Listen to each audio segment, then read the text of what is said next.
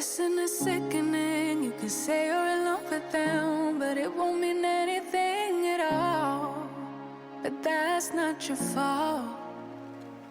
Life's funny like that. You lose one thing, get another one back. You thought you knew, but it wasn't a fact. Know them your whole life, but it was all an act.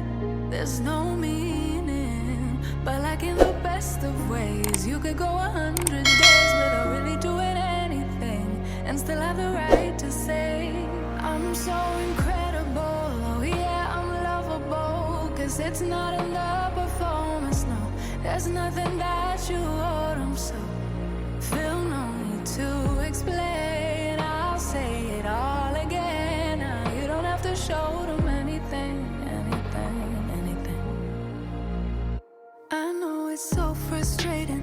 Can't take yourself out the equation. Can't wait longer than your own patience. Can't